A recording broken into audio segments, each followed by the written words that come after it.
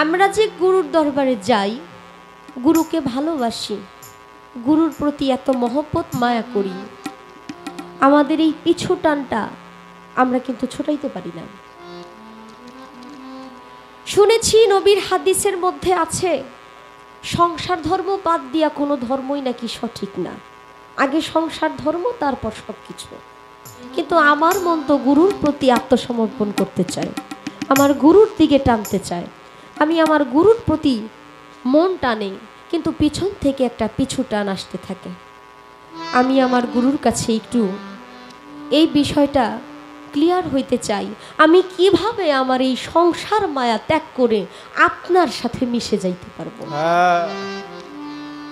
কি কর্ম করলে, কি এমন করলে ওই পিছুটান আমার কাছে পিছুটান মনে হবে না, আমার মনে হবে আপনি ছাড়া আমার কাছে কেউ নাই। আমি একদিকে আপনার দিকে আসতে চাই, আরেক দিকে পিছন থেকে আমাকে কারা যেন টানে। ওই টানটা আমি কিভাবে কাটতে পারবো, আমি ওই রাস্তাটা কিভাবে কেটে আপনার সাথে মিশে যাইতে পারবো, সেই জায়গাটা আপনি আমাকে একটু দয়া করে বলবেন। আমি আপনার কাছ থেকে এই বিষয়টা বুঝে জেনে এরপর সামনের দিকে আগাবো। একটা বিষয় শুনলাম, প্রথমেই যিনি উপস্থাপনা করেছিলেন বলেছিলেন আমাদের দয়াল বাবা বুচাই পাগলার দরবারটা ভেঙে দিছে, এখন 10 কোটি টাকা বাজেট হয়েছে। সুবহানাল্লাহ। না ভাঙলে কিন্তু গড়ে না, অনেক জিনিস ভাঙলে তার নতুন সৃষ্টি হয়। আমরা বলি একটা কিছু আঘাত পেলে ভেঙে গেছি, আসলে অনেক কিছু ভাঙলে নতুন কিছু সৃষ্টি হয়, না ভাঙলে কখনো সমাধান আসে না। বাজান, আপনার কাছে আমার একটু জানার দরকার, এই যে অলিয়া উলিয়াদের দরবার যারা ভেঙে দিচ্ছে তারাও মুসলমান দাবি করতেছে, তারাও বলতেছে নবীর উম্মত, কিন্তু আল্লাহর ওলিরা তো কোনো মন্দ কাজের সাথে লিপ্ত ছিল না, তবে কেন তাদের দরবারকে নিয়ে এত প্রশ্নবিদ্ধের জায়গা সৃষ্টি হয়েছে? অলিদের বাড়িতে যায় যখন আমরা দরবারের মধ্যে ভক্তি শ্রদ্ধা জানাই, আমরা যখন অলির দরবারে যাই আমাদেরকে বলে মাজার পূজারী, আমাদেরকে কি বলে? মাজার পূজারী। আমরা নাকি মাজারের পূজা করি, আসলে কি তাই? কোরআন কি এর সঠিক কোনো প্রমাণ দেন নাই? যে আসমানি কিতাব উল্টানোর কোনো সুযোগ কারো নাই, তারা কোরআনকে বিশ্বাস করে। কোরআনকে যদি বিশ্বাস করে থাকে এমন একটা ডকুমেন্টস আপনি দেন আমাদের মধ্যে, যেটার মধ্যে দেখলে আমরা বুঝতে পারি যে দরবারে যাওয়া যায়, আল্লাহর ওলিদের দরবারে যাওয়া হারাম না। আল্লাহর ওলির দরবারে গেলেই মাজার পূজারি হয়ে যায় না, আল্লাহর দরবারে গেলে, আল্লাহর ওলিদের দরবারে গেলেই সে কখনো বেদিন হয়ে যায় না, কাফের হয়ে যায় না। আল্লাহর ওলির দরবারে ভক্তি করা যায়, এমন একটা ডকুমেন্টস, এমন একটা কিছু আপনি আমাদের মধ্যে দেন, যারা ভক্ত আছে তারা যেন বুক ফুলায় বলতে পারে আমরা এই যে দেখো ডকুমেন্টস নিয়ে, এটা যেন বলতে পারি। যদিও প্রেমের কাছে কোনো ডকুমেন্টস গ্রহণযোগ্য না, প্রেম আছে, সব আছে, কে কি বলবে না বলবে সেটা দেখারই তো আমার সময় নাই। কিন্তু আমি তো সামাজিক জীব, সমাজ নিয়ে আমার চলতে হয়, মানুষের কাছে আমার যাইতে হয়। যেহেতু আমার মানুষের কাছে যাইতে হয়, এমন একটা শক্তিশালী প্রমাণ আপনি দাঁড় করে দেন যাতে কেউ আমাদেরকে কোনো কিছু বলতে না পারে। আঙুল তুলে কথা বললে যেন আঙুলটা বেঁকা হয়ে যায়। আপনার কাছে এই বিষয়টা প্রথমেই আমার একটু জানার রইল। দরবারে এসেছি, আল্লাহর ওলির বাড়ি, আমাদের যার নামে আজকের এই উরুস, বাবাজানকে স্মরণ করে একটি গান রাখি, এরপর ইনশাল্লাহ দেখা যাক কি হয়। ভক্ত আমার খুব শক্ত, কথা বলছে খুব পোক্ত, ভালো, কোনো মানুষজন হয় নাই তিক্ত। আশা করি গুরুর কাছ থেকে ভক্ত ফিরবে না রিক্ত। দয়াল চান আসিয়া আমায় পার করে নিবে, এমন সৌভাগ্য আমার কবে হবে, কোন দিন হবে? সাধন ভজন আমাতে নাই, কেবল কুলে বসে দিচ্ছি দোহাই। হ্যাঁ,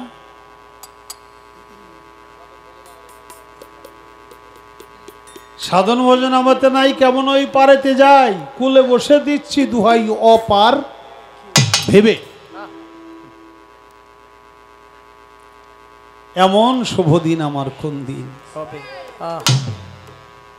আসলেই তো বাবা ভক্ত যে সে তো তার গুরুর আশাই করে নাকি গুরু ছাড়া সে অন্য কোনো আশায় থাকে না না প্রবাদ আছে গুরু থুয়া গোবিন্দ ভজে তার দেহ নরকে মজে গুরু হলো সর্বেশ্বর্বা গুরুকে মানব জানে যেই অজ্ঞানে নরক অগ্নি তারগ্রাসে ভজমন গুরুর চরণ পাবি শান্তি অনায়াসে আপনারা ওই জায়গায় যারা খাড়া এখানে শুনতেছেন আগে একটু থামা এগো গানগুলি শুনতেছেন এরা একটু খেতে দিতে পারেন না গো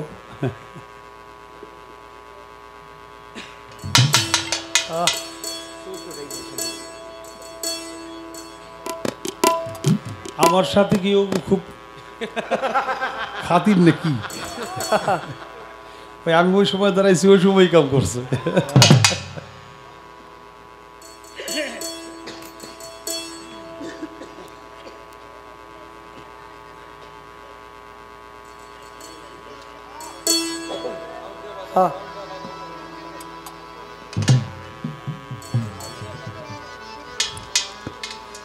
কি কোমরে এ কুত্তা তো কোনো মানুষের সম্মান না রে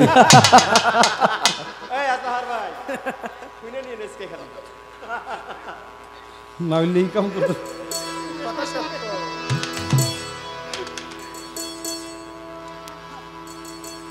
ডাকরে মন গুরু বলে ওই গুরু নাম কো ভুল না গুরু সংকীর্ত তনে বসে ও বাবা গুরু সংকীর্ত তনে বসে তুমি গুরু ধ্যান করো কল্পনা ডাকরে মন গুরু বলে গুরু নাম কহু ভুলো না ডাকরে মন গুরু বলে গুরু নাম কহু ভুলো না গুরু বলে গুরু নাম কহু ভুলো না ডাকরে মন গুরু বলে গুরু নাম কহু ভুলো না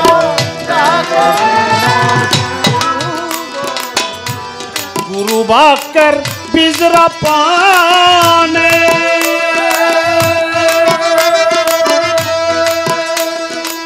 ফলবে ফলমা নবাগানে গুরু বাক্যের বিজরা পানে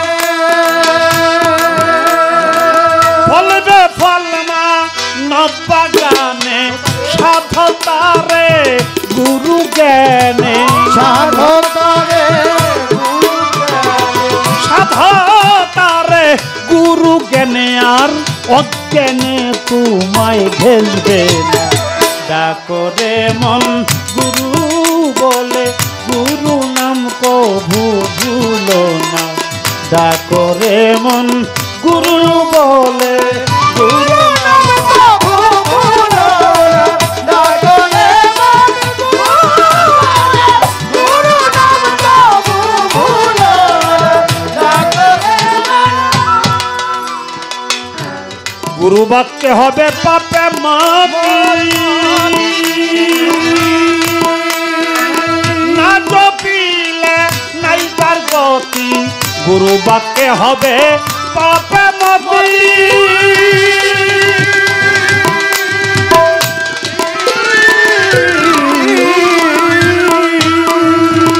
না জপিলে নাই তার গতি জ্বালায়ে জ্ঞানের বাতি ও ভক্ত জ্বালায়ে জ্ঞানের বাতি আজীবন কর আরাধনা ডাকরে মন গুরু বলে গুরু নাম কো ভুলো না ডাকরে মন গুরু নাম কভু ভুলো না ডাকরে মন গুরু নাম কভু ভুলো না ডাকরে মন। নাম স্মরণে চার ভাঙবে ভুল জালাল সার নাম স্মরণে চার ভাঙে ভুল আর প্রেমে বা ধাহা ছিবুল গুরুর নাম স্মরণে চার ভাঙে ভুল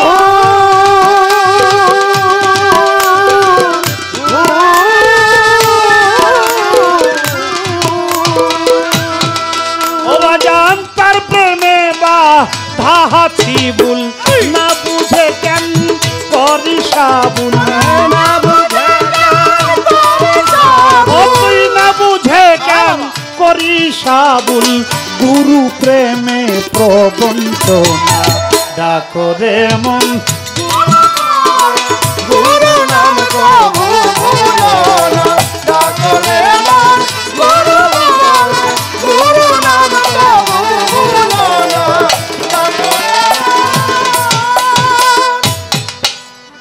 দয়াল চানেছি আসিয়া আমায় পার করে নিবে এমন শুভ দিন আমার কোন দিন হবে হবে থাকো তুমি আশায় দয়াল গুরুর নেশায় মন যেন ভোলায় না তোমার দুনিয়ার পেশায়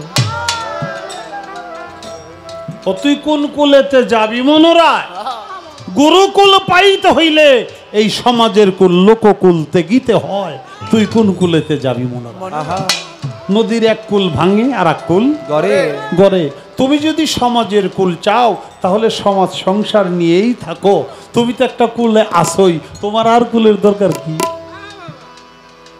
আর তুমি যদি গুরুকুল চাও তাহলে লোককুল তেগিলে ত্যাগ করলে তাহলে তুমি গুরুকুলে যাইতে পারবে তাছাড়া পারবে না রাস্তাটা ভরা কাটা পায়ে ফুটবে মানুষে কলঙ্ক দিবে নষ্টা বলবে ভণ্ড বলবে পূজারি বলবে কত কিছু বলবো তারপরেও তুমি যদি তোমার গুরুর চরণ না ছাড়ো গুরু বাক্যে আছে যে করে আমারা সাবি করি তারে সর্বনাশ সবগুলি নাশ করে দেই তাও যদি না ছাড়ে পাস তারে করি বনবাস আরে বনবাসেও যদি না ছাড়ে পাস তাহলে আমি বানাই তারে দাসেরও দাস তাই গুরুকুল পাওয়া অত সহজ বিষয় না ডাকরে মন গুরু বলে গুরু নাম কভু ভুলো না গুরু সংকীর্তনে বসে গুরু ধ্যান করো কল্পনা এটাই তোমার মূল মন্ত্র গুরুর রূপ রূপ কাষ্ঠেরই নৌকা খানি নাই ডুবার ভয় পারে কে যাবি নবীর নৌকা নৌকা আমজাম করই কাঠের নৌকা আছে রূপ কাঠের কোনো নৌকা নাই রূপ হলো তুমি যে রূপের কাছে তুমি যে জালাল চাঁদের রূপের কাছে তুমি যে নকুল চাঁদের রূপের কাছে তুমি যে নাজিমুদ্দিন চাঁদের রূপের কাছে তুমি যে রূপ তোমার এই রূপ দেখে তুমি পাগল হয়ে গেছো সেই বুসাই বাবার রূপের সাথে তুমি মিশে যাও বাবা গুরু বাক্যের বীজ রোপণে গুরু আর শিষ্যের সম্পর্কটা স্বামী আর স্ত্রী স্বামী মানে মালিক স্ত্রী মানে আশ্রিতা একটা মেয়ের বিয়ে হইলে স্বামীর বাড়ি যায় বাবা জমিদার থাকলেও স্বামীর বাড়ি তার আশ্রয় নাকি এই জন্যে ওই বাড়ির আশ্রয় নেয় বিধায় তাকে বলে স্ত্রী মানে আশ্রিতা তেমনি যে ব্যক্তি গুরু ধরে সে জিন্দা থাকতে মরে মুতুয়ান্তা কাবলু মতো মরার আগে মরে যাও তোমার যত কিছু ছিল কিছুই তোমার নাই সব কিছু তোমার গুরুর চরণে তুমি অর্পণ করে এখন গুরুর আশ্রয় ছাড়া তোমার কোনো আশ্রয় নাই। নাই। এই জন্য তুমি স্ত্রী, গুরু হলো স্বামী। গুরুর জিহ্বা লিঙ্গ, ভক্তের কর্ণজনি, এই দুইটায় সহবাস করতে হয়। তোমার গুরু দয়া করে তোমার কানে কানে যা কয়, যা কইব তাই। এইটার নাম হয় বীজ মন্ত্র, সকলের তা জানা জানা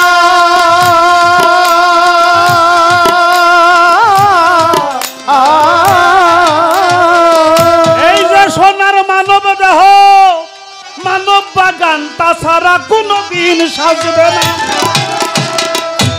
এটা মানব বাগান। গুরু বাক্যের বীজ রোপণে ফলবে ফল মানব বাগানে, সাধু তারে গুরু জ্ঞানী, অজ্ঞানে তোমায় ঘেসবে না। না। গুরু বাক্য হবে পাপে মতি। পাপ তো পাপ, মতি মানে নেক। পাপীর দেহেও নেকের সঞ্চার হবে। গুরু বাক্য হবে পাপে মতি, না জপিলে নাই তার গতি। জ্বালায়ে জ্ঞানের বাতি, আজীবন করো আমার নকুল সাধুর আরাধনা। আহা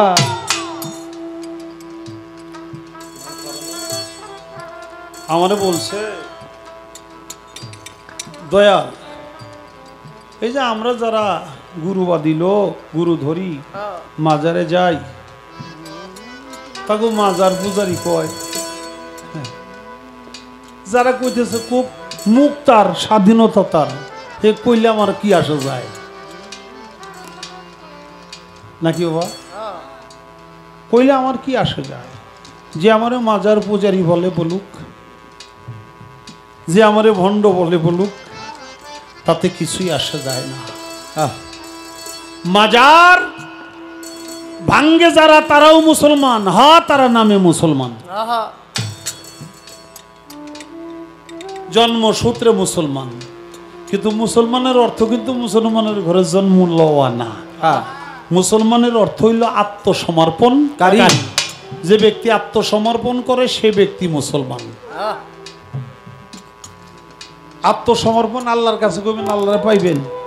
আল্লাহ যদি সামনে এসে খাড়াইতো যে আমি আল্লাহ, কেউ কি মাথা তুলতেন? না, সেজদা দিয়ে পইরেই থাকতো যদি সত্যি আল্লাহ আসতো সামনে। আর আল্লাহ যদি একা একা সামনে আসতে পারতো, আর আল্লাহর কাছে আত্মসমর্পণ ডাইরেক্টলি করা যাইতো, 1,00,000 মতান্তরে 2,24,000 পয়গম্বরের কোনো প্রয়োজন আল্লাহর ছিল না। এগুলো মাধ্যম। নবুয়তের যুগে নবীদের কাছে যে হাতে হাত দিয়ে কলেমা পইরে তাদের চেহারা দিকে আত্মসমর্পণ করতে, এটা আল্লাহর কাছে আত্মসমর্পণ করা হইতো। এখন বেলায়েতের জামানায় পীর মুর্শিদের কাছে যে আত্মসমর্পণ করলে এটা আল্লাহর কাছে আত্মসমর্পণ করা হয়ে যায়। আল্লাহ বলছে মুসলমান না হয়ে তোমরা কবর আইসো না। এখন মুসলমান কি আত্মসমর্পণকারী? এই কাজটা যে করবে না, অর্থাৎ মুরিদ যে হবে না, সে ব্যক্তি পারফেক্ট মুসলমান না।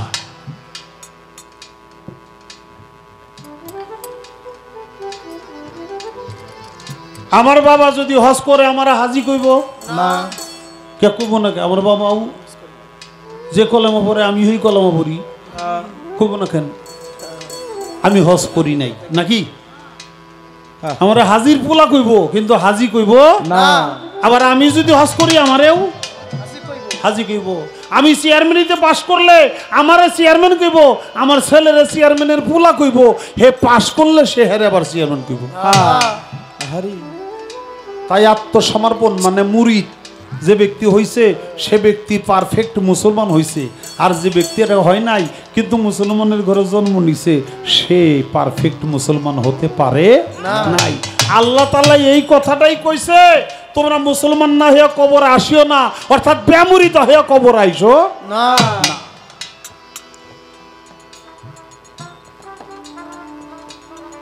আর এখন মুসলমান নামধারী তারা মাজার ভাঙবই তো, তারা মাজার ভাঙ্গে একটা হাদিসের আবারত দিয়ে। নবী করিম সাল্লাল্লাহু আলাইহি সাল্লাম বলল, হে আলী, তোমরা এই উঁচু উঁচু টিলাগুলি, উঁচু উঁচু কবরগুলি এগুলার ভাঙ্গে সমান করে দাও। এটার উদ্দেশ্যটা কি, কারণটা কি? এটা হলো নবী যখন মক্কা থেকে মদিনায় গেছে, মদিনায় হিজরত করার পরে ওইখানে খ্রিস্টানদের, ইহুদিদের বড় বড় কবর ছিল, উঁচা উঁচা কবর ছিল। গেল এক, খেজুর গাছ ছিল, আর এমনি টিলা ছিল। রসুল বলল এগুলা ভাঙ্গে ঘুরাইয়া সমান করে দাও। সমান করে দিছে। সমান করে দেওয়ার পরে ওইখানে মসজিদে নববী তৈরি করছে।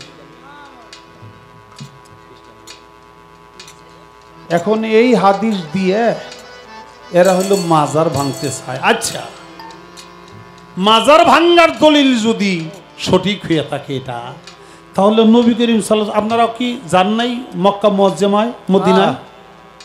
কেউ গেছেন না? 2-4 জন। তো রাসূলের রওজা কি মাটির সাথে সমান না উঁচা? আমাকে আল্লাহ দুইবার নিছে। আমার উস্তাদ গুরু আমাকে একবার নিয়ে গেছে, আব্দুর রশিদ সরকার। আর একবার আমার পীর মুর্শিদ নিজে আমাকে, আমার বাবাকে, আমার স্ত্রীকে সহ আবার নিছে। আমরা গেছি, আপনারা অনেকেই গেছেন। সেখানে নবী করিম সাল্লাল্লাহু আলাইহি সাল্লামের রওজা উঁচা, আবু বকর সিদ্দিকের রওজা উঁচা, হযরত ওমরের রওজা উঁচা, জান না যাবে মাওলা আলীর রওজা কত বড় উঁচা। আপনি গুগলে সার্চ দিয়ে দেখেন, প্রত্যেকটা সাহাবার রওজা ছিল। এগুলা ইতিহাস টান দিলে অনেক কিছু হয়। সৌদি আরব, সৌদ হল একজন দস্যু, ডাকাত। সে আল্লাহর দেওয়া নাম জাজিরাতুল আরব। আল্লাহর দেওয়া নাম পবিত্র কোরআনে জাজিরাতুল আরব। জাজিরাতুল বাদ দিয়া ওই যে ডাকাত সৌদ, এই সৌদের নাম দিয়া সে লিখছে সৌদি আরব। সে রাষ্ট্র ক্ষমতা দখল করছে। দেখেন নাই সিনেমায় আগের রাজা গাজা, ওই যে কি জানি কয়, এই মনে করেন ওই সাপটা দিয়ে খেলা টেলা দেখায়, বাইদে বাইদে নিয়ে আসে না, এর উপর অনেক জুলুম অত্যাচার করে জমিদার। অবশেষ তারা বড় হইয়া, তারা একজোট হইয়া যে রাজপ্রাসাদ দখল করে। এরকম রাজপ্রাসাদ দখল করছে সৌদ। দখল কইরা তার নামের সাথে নাম লাগাইছে সৌদি আরব। মাজার ভাঙ্গার দলিল যদি সঠিক থাকতো, নবীর রওজাটাও ঘুরাইয়া দিত। যাও না, সাফার দাঁত থাহেনি, দাও যাও। এইখানে যে মাজার ভাঙ্গে, বাংলাদেশে যে মাজার ভেঙ্গে দেয়, ভাঙবই তো। জাগো ক্ষমতা আছে তারাই তো ভাঙ্গি, নাকি? জাগো ক্ষমতা আছে তারাই ভাঙ্গি। আমরা নিরহ মানুষ, আমাকে ক্ষমতা নাই, আমরা ভাঙ্গি না। কিন্তু একটা কথা মনে রাখবেন, এই যে বলছে পোসাই বাবার দরবারটা ভাঙ্গে ফেলছে, 10 কোটি টাকা নতুন করে বাজেট করা হয়েছে। 10 কোটি টাকা বাজেট করেছে একটা মাজারের জন্য। সে ছিল গাছতলা, বাঁশতলা, রাস্তায় সে থাকতো মোটামুটি একটা লেংটি মেংটি, একটা সিরা ভাড়া কাপড় চোপড় বইরে। এর জন্য এত কোটি টাকা বাজেট করছে কারা? আসে কারা, নাকি? একটা কথা বলি, শাহজালাল আন্তর্জাতিক বিমানবন্দর, এখন হযরত শাহজালাল ইয়ামিনী রহমতুল্লাহ আলাইহি, উনি হইল সিলেটের মাটিতে, নাকি? শাহজালাল বাবার মাজারে মারছিল না বোম?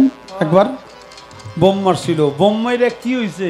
শাহজালাল বাবার নাম কমছে না বাড়ছে? বাড়ছে। মানে খালি বাংলাদেশের মানুষ শাহজালাল বাবার নাম জানতো, বিদেশিরা কিন্তু শাহজালাল বাবার নাম জানতো না। কারণ ব্রিটিশ হাই কমিশনের আনোয়ার খান চৌধুরী না কি জানি নাম বাংলাদেশের, আনোয়ার চৌধুরী, সে আসছিল, সেই মাজার দেখছে, এবং এই মাজারে যে বোম মারছিল তার জন্য সারা বিশ্বে শাহজালাল বাবার নাম ছড়াই গেছে, নাকি? আচ্ছা, বুসাই বাবারে কয়জন মানুষে বুসাই বাবার নাম জানতো? এই এরিয়ার মানুষ না জানতো, বাইরের মানুষ জানতো। এখন সারা বাংলাদেশে কোথাও কি গোসাই বাবার নাম পৌঁছানোর বাকি আছে? না, কোনো জায়গায় নাই। কারণ সব সময় ইউটিউবে, টেলিভিশনে, বিভিন্ন জায়গায় এই গোসাই বাবার মাজার যে ভাঙছে এই খবরটা পৌঁছে গেছে। অর্থাৎ গোসাই বাবার নামে জাল্লার একজন অলি, এটা সারা বিশ্বের মানুষ জানে না বলে। আহা, আমরা ভক্তরা গোসাই বাবার নাম, অলি আল্লাহর নাম সারা বিশ্বে পৌঁছাইতে পারি নাই, ওরা মগে উপকারটুক করছে। এটা ক্ষতি মনে করা যাবে না, এটাকে উপকারী মনে করতে হবে। রসুলের জামানায় যেমন রসুলের শত্রু ছিল,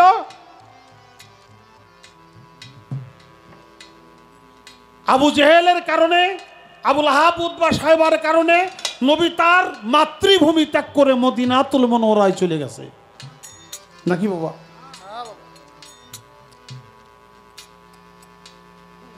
ফেরাউনের কারণে আপনারা জানেন মুসা নবীর কি অবস্থা হয়েছে, তারও হিজরত করতে হয়েছে।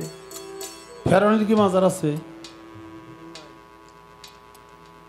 ইব্রাহিম নবীর সবাই ছিল নমরুদ, তার কি মাজার আছে? দয়াল নবীর সবাই ছিল আবু জেহেল, তার কি মাজার আছে? নাই, নবীর মাজার ঠিকই আছে, আবু জেহেলের কোনো মাজার নাই।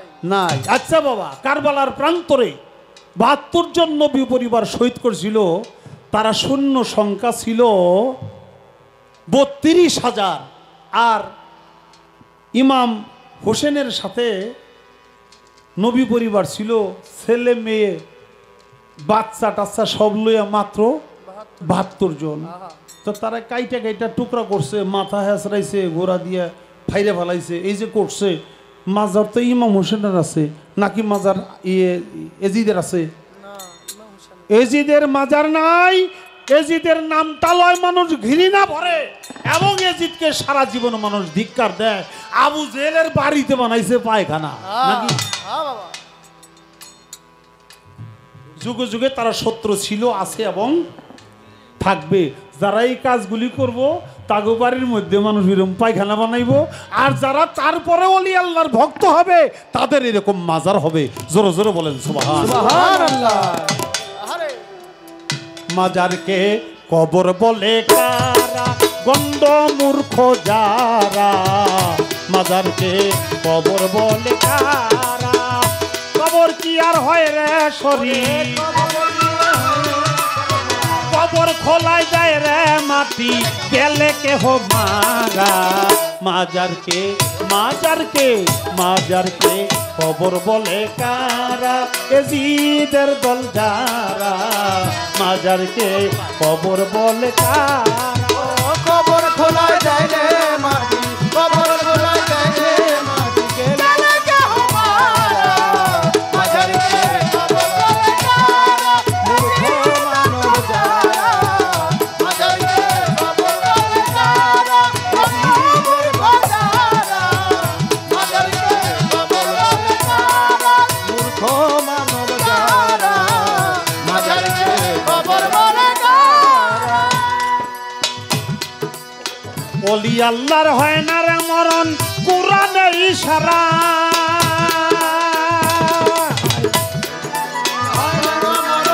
কুরআনের ইশারা। ওলি আল্লাহর হয় না রে মরণ, কুরআনে ইশারা। বাবা হয় তারা নিয়ামত প্রাপ্ত, হয় তারা নিয়ামত প্রাপ্ত, রহমতের সুরা। মাজারকে মাজারকে মাজারকে কবর বলে কারা, উহাবির দল যারা। মাজারকে কবর বলে কারা, এজিদের দল যারা। মাজারকে কবর বলে কারা, কবর খোলায় যায় রে মাটি, কবর খোলায় যায় রে মাটি, গেলে কেহ মারা। মাজারকে কবর বলে কারা, ওহাবের দল যারা। মাজারকে কবর বলে কারা।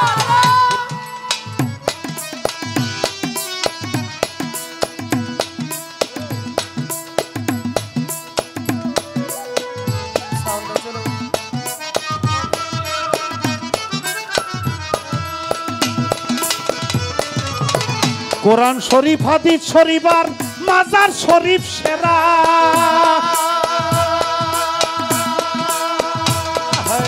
কোরআন শরীফ হাদিস শরীফ মাজার শরীফ সেরা কবর কি আর হয় রে শরীফ কবর কি আর হয় রে শরীর কবর কি আর হয় রে শরীফ ওটা পচা গলায় ভরা মাজারকে কবর বলে কারা এ জীবের দল যারা মাজারকে কবর বলে কারা উহাবির দল যারা মাজারকে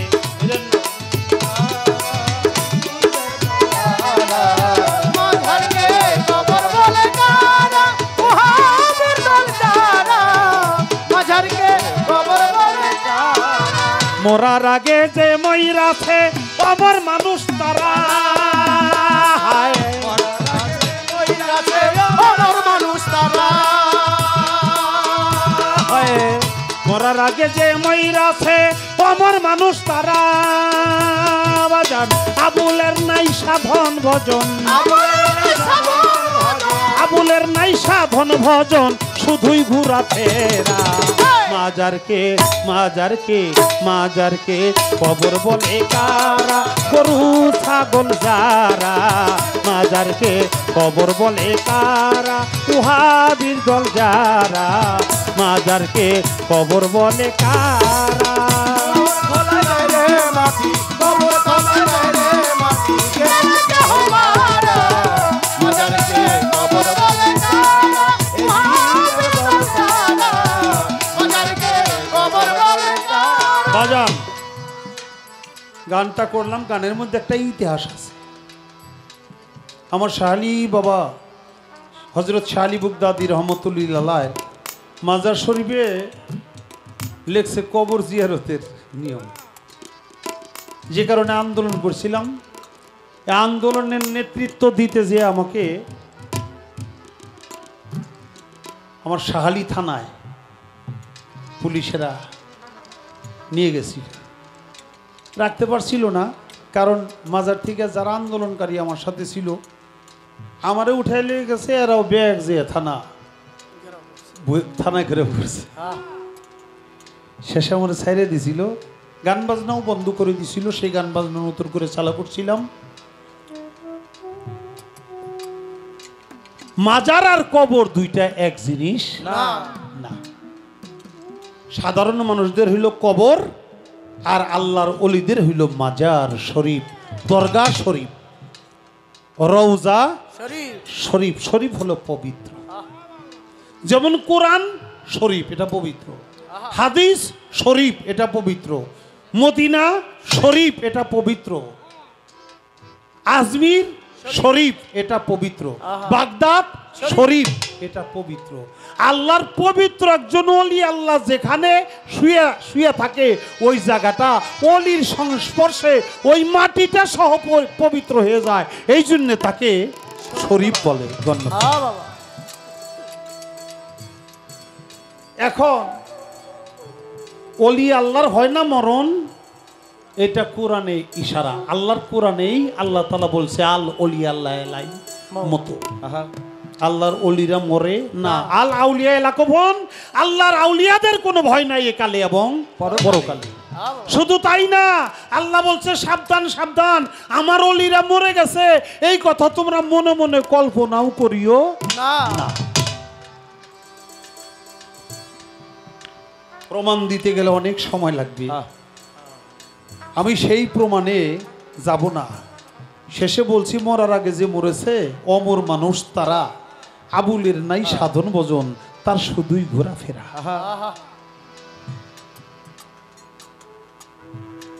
আবুগো মানুষের মাজার পূজারি কয় খুব আমারে যারা ভণ্ড কয় খালি ফেসবুকটা খুলে দেখেন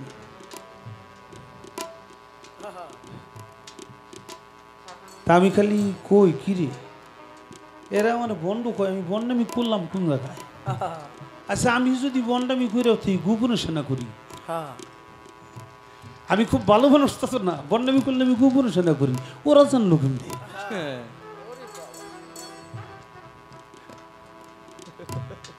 আবার ফেসবুকে লেখে শালাই মুইটা লয় না পানি আবার গিরগিরি করে তাই কি রে আমি কি ওকে দেহে দেহে মুতি আমি তো গোপনই কাজটা সারি তোরা দেহে কেমনি অবশেষ চিন্তা করলাম যে না ওদের মুখ আছে ওদের একটা মন আছে ওদের একটা স্বাধীনতা আছে বলার স্বাধীনতা বাক স্বাধীনতা এটা আমি আটকায় দিতে পারি না আমি কমেন্ট করছিলাম যে মধুর বোতলে যে বোতলে মধু থাকে ওটা যদি কাইতিয়ে পড়ে ওটা মধুই পড়ে আর বিষের বোতলটা যদি পড়ে তাহলে ওর মধ্যে থেকে মধু বাইর হয় না ওটা বিষের বোতলই পড়ে এই মানব দেহটা একটা বোতলের মতো বলছিলাম এই মানব দেহটাই একটা বোতল যার বোতলের ভিতরে মানে দেহের ভিতরে মধু আছে সে কোনোদিন বিষ দিতে পারে না আর যার এই দেহ বোতলের ভিতর বড় বিষ হে গালি ছাড়া বিষ দেওয়া ছাড়া আর কিছু দিতে পারে না করুক তাতে কি আসলো গেল আচ্ছা আল্লাহর ওলিদেরকে কাফের ফতোয়া দিছে না একজন দুইজন তো না অনেক তো কাফের ফতোয়া দিছে অবশ্য কাইটা টুকরা করছে কতজনের মাথার চুল কামাইয়া চাইছে তারপরে গলা জুতার মালা দিয়েও বাইর করে দিছে ঘুরাইছে আছেন এরকম আছে আরে এই সমাজের লোকেরা যতক্ষণ পর্যন্ত তোমাকে কাফের ফতোয়া না দিবে ততক্ষণ পর্যন্ত তুমি পাক্কা ইমানদারি হইতে পারবে না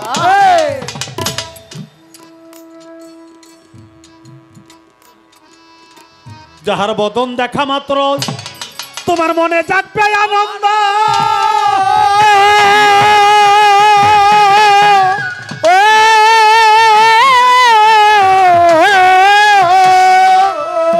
ওরে পাগল তাকেই বুকে জড়িয়ে ভেব এই তো স্বয়ং গোবিন্দ দিয়ে তার প্রতি অঙ্গে প্রতি অঙ্গ করিয় গো বিন্দ সংঘ প্রতি অঙ্গে প্রতি অঙ্গ করিও গোবিন্দ দিয়ে তার প্রতি অঙ্গে প্রতি অঙ্গ করিয় গো বিন্দ সংঘ উথলিবে তরঙ্গ উথলিবে উথলিবে প্রেম তরঙ্গ তাপিত প্রাণ চুরাইবে জানো না রে অভ্রান্ত মন কিসে গুরু ভজন হবে অভ্রান্ত মন যার সাথে নাই প্রেম প্রীতি যার সাথে নাই যার সাথে নাই প্রেম প্রীতি তার বুঝাই দিব মন বসিবে জানো না রে অভ্রান্ত মন কিসে নকুল সার ভজন হবে জানো না রে অভ্রান্ত মন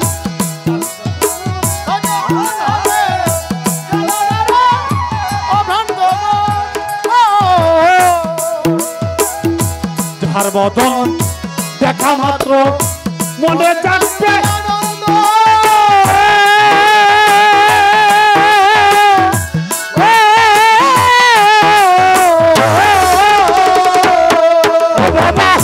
তাকেই বুকে চড়িয়ে ভেব এই তো স্বয়ং গোবিন্দ রে এই তো স্বয়ং গোবিন্দ রে এই তো স্বয়ং গোবিন্দ বাবা যাহার বদন দেখা মাত্র মনে জাগবে আনন্দ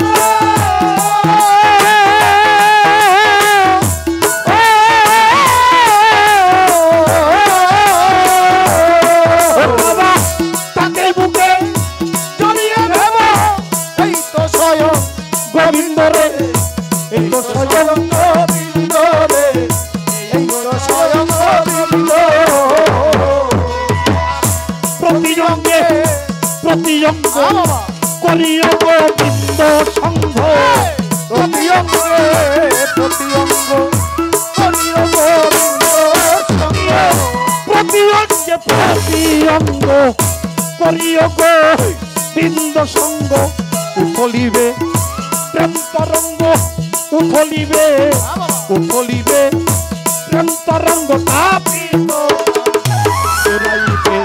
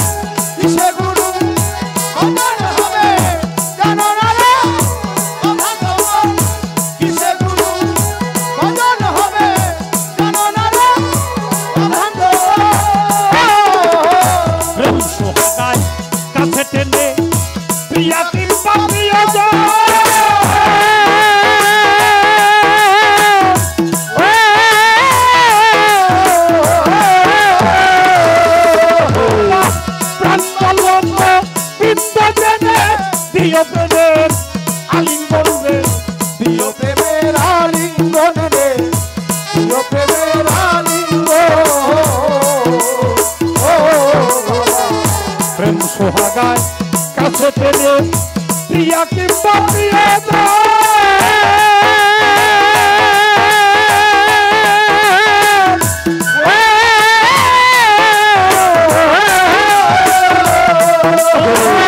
প্রাণ বল্লভ কিন্তু যে প্রিয় প্রেমের আলিঙ্গনে প্রিয় প্রেমের আলিঙ্গনে প্রিয় প্রেমের আলিঙ্গনে ও ভক্তের মুখে যাহা মিঠা লাগে তাই শুনবে দাও নকুল সারভোগ মুখে যাহা মিঠা লাগে শুনবে দাও নকুল ভক্তের মুখে যাহা মিঠা লাগে তাই শুনবে দাও মজিদ সারভোগে পরাণ কান্দে যাহার নেগে কান্দে পরাণ কান্দে যাহার নেগে তার রূপেতেই দেখো ডুবে জানো না রে প্রধান তবে কিসে গুরু ভজন হবে জানো না রে প্রধান তবে যার সাথে নাই প্রেম প্রীতি যার সাথে নাই যার সাথে নাই প্রেম প্রীতি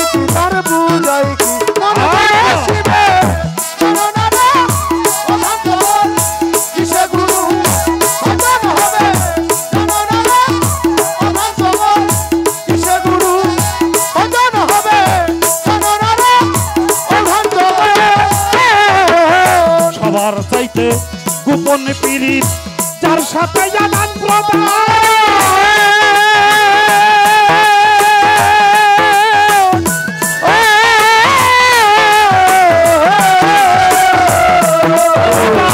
তার প্রতিমার পূজা দিতে লাগবে না রে বেদ বিধান মন লাগবে না রে বেদ বিধান মন লাগবে না রে বেদ বিধান ও বাবা সবার চাইতে গোপন পীড়িত যার সাথে জানান প্রদান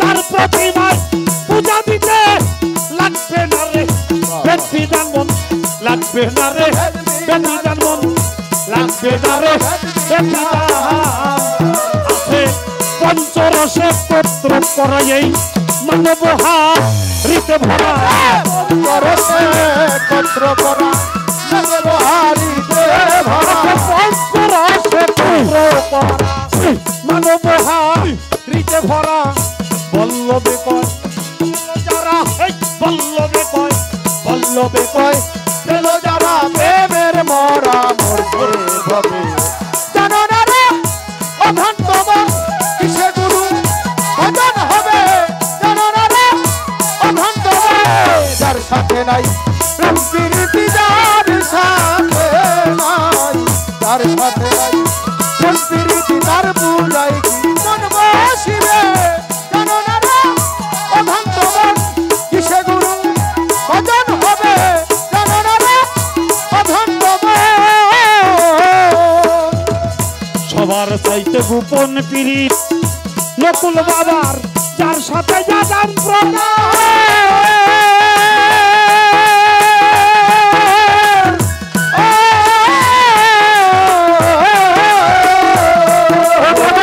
তার প্রতিমায় পূজা দিতে লাগবে না রে ভেদ বিধান মন লাগবে না রে ভেদ বিধান মন লাগবে না রে ভেদ বিধান ও বাবা সবার চাইতে গোপন পীড়িত যার সাথে জানান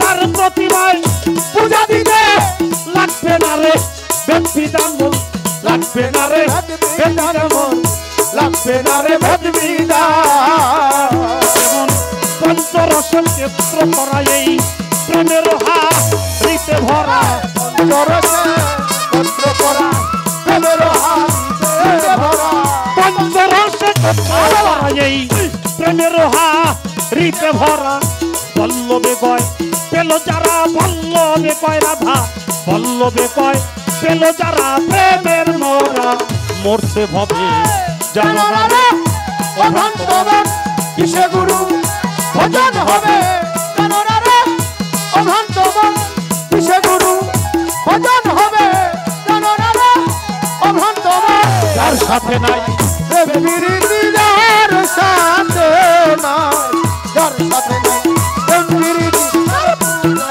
মন বসিবে জানো না রে অভ্রান্ত মন কিসে গুরু ভজন হবে জানো না রে অভ্রান্ত মন কিসে গুরু ভজন হবে জানো না রে অভ্রান্ত মন সোহাগায় কাছে টেনে প্রিয়া কিংবা প্রিয়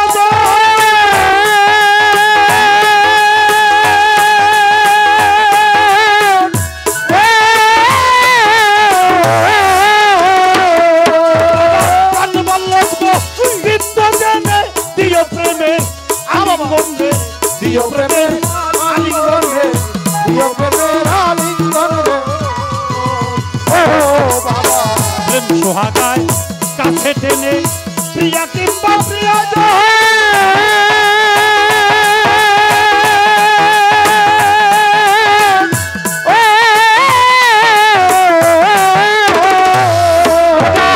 প্রাণ বল্লভ দিও প্রেমের আলিঙ্গন রে দিও প্রেমের আলিঙ্গন রে দিও প্রেমের আলিঙ্গন ও তোমার মুখে যাহা মিঠা লাগে তাই ছোটে দাও গো ইচ্ছার ভোগে মুখে যাহা মিঠা লাগে সবে দাও গোবিন্দর ভুগে মুখে যাহা মিঠা লাগে তাই ছোটে দাও মুর্শিদের ভোগে পরাণ কান্দে যাহারে রে পরাণ কান্দে যাহারে গে তার মুখেতেই দেখো ডুবে জানো না রে অভ্রান্ত মন কিসে গুরু ভজন হবে জানো না রে অভ্রান্ত মন যার সাথে নাই প্রীতি যার সাথে নাই প্রীতি তার বুঝাই বসবে জানো না রে অভ্রান্ত মন কিসে গুরু ভজন হবে জানো না রে অভ্রান্ত মন কিসে গুরু ভজন হবে জানো না রে অভ্রান্ত মন সাথে নাই প্রেম প্রীতি যার সাথে নাই যার সাথে নাই প্রেম প্রীতি তার পূজায় কি মন বসিবে জানো না রে ও ভ্রান্ত মন কিসে গুরু ভজন হবে জানো না রে অভ্রান্ত মন কিসে গুরু ভজন হবে জানো না রে অভ্রান্ত মন কিসে গুরু ভজন হবে জানো না রে ও ভ্রান্ত মন কিসে জালাল সার ভজন হবে জানো না রে ও ভ্রান্ত মন কিসে নকল সাধুর ভজন হবে জানো না রে ও ভ্রান্ত মন কিসে বাবার ভজন হবে জানো না রে জানো না ও ভ্রান্ত মন